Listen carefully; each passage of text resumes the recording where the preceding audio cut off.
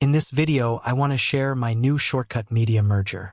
Can add audio to video automatically. Let me open it. As you see, it requires iShell app or iShell Mini to work. You can download it from App Store. It is a free app and you only need to install it. It will just work. The shortcut will save the output video in your recent album in Photos. You can click here to change to any album you like. Let's run it to see how it works. First, it will ask you to select a video in your Photos library. Then select an audio file in the Files app. This is the music file that I selected.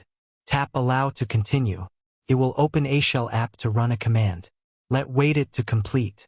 Since the video is short, the output file is ready with music. Why is the if action red? I will fix it later.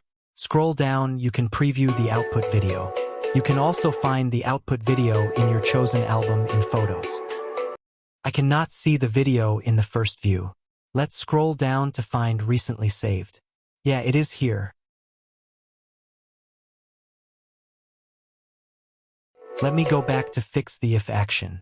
I am running iPadOS 18 beta, so this happens. If you see the red text like this, you can follow me to fix it. That's all good now. The shortcut will match audio to the video length.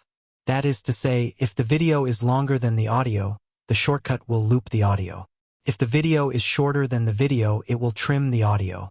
That's it. Thank you for watching. See you in the next one.